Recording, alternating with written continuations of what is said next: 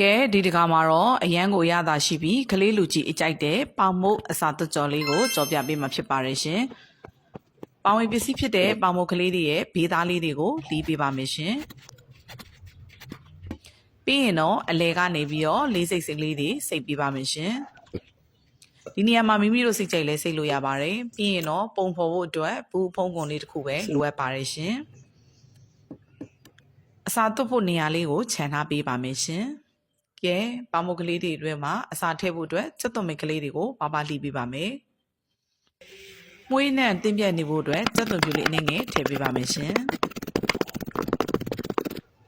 ပြီးရင်တော့အသားအတွက်ကတော့ပစုံကလေးကိုနုံနုံဆင်းပေးပါမယ်။ဒီနေရာမှာမိမိတို့စိတ်ကြိုက်အသားများကိုသုံးနိုင်ပါတယ်ရှင်။ပြီးရင်တော့ကြက်ဥတုပ်တစ်လုံးသုံးပါမယ်။ကြက်ဥအကာကိုဖယ်ထားပြီးအနှစ်ကလေးကိုအသားလေးကိုထည့်ပြီးတော့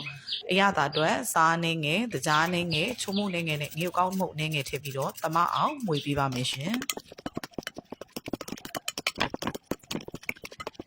ပြီးရင်တော့မီးဖိုပေါ်မှာဒဲအိုးလေးတင်ပြီးစီလေးနေငယ်ဆူလာပြီဆိုရင်တော့စောစောကမှွေထားတဲ့အသားတွေကိုခဏအနေငယ်ကြော်ပါမယ်ရှင်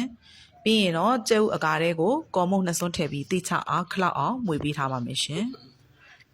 ပြီးရင်တော့ကြော်ထားတဲ့အစာလေးတွေကိုပုံဖော်ထားတဲ့နေရာလေးတွေကိုထည့်ပြီးတော့သွတ်ပေးပါမယ်ရှင်။လို့ရတာလွယ်ပါတယ်။ကလေးလည်းကြိုက်လူကြီးလည်းကြိုက်ပြီးအရသာရှိတဲ့ပေါင်မုတ်အစာသွတ်ကြော်လေးပါရှင်။မိမိတို့လည်းအိမ်မှာလိုက်လို့စားကြည့်ကြဖို့မမေ့နဲ့နော်။ကဲပြီးရင်တော့ပေါင်မုတ်ကလေးကိုအပေါ်ကအုပ်ဖို့အတွက်အကာလေးတုပ်ပြီးတော့အပေါ်ကနေအဖုံလေးဖုံပေးပါမယ်ရှင်။ဒီနေရာမှာလက်ကလေးနဲ့တေးသေးချာချာလေးဖိပြီးပို့တော့လိုပါတယ်။ကြော်တဲ့နေရာမှာအသားတွေကွဲမထွက်လာပဲမပေါက်ထွက်ဖို့အရေးကြီးပါတယ်ရှင်။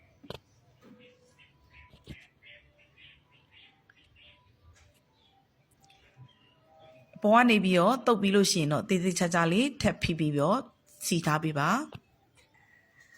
ကဲလှုပ်လာခဲ့တာတဖြည်းဖြည်းနဲ့တစ်ခုပြီးတစ်ခုလှုပ်ခဲ့တာတော်တော်လေးကိုရလာပါပြီရှင်ကဲကြော်ဖို့ ready ပါကဲစီးပူလာပြီဆိုရင်တော့စောနာကနှစ်ထားတယ်ပေါင်မုတ်ကလေးတွေကိုထည့်ပေးပါမယ်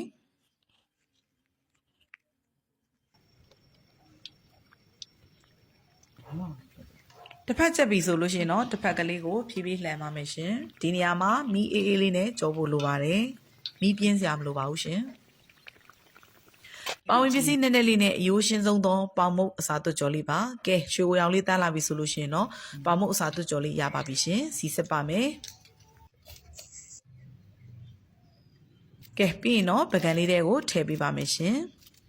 မနက်စာအဖြစ်ပြတဲ့3ဆောင်နေ့ကင်းစာနေ့ပြင်စာခလေးလူကြီးအရင်ကြိုက်တဲ့ပေါင်မုတ်အစာသွတ်ကြော်လေးပါရှင်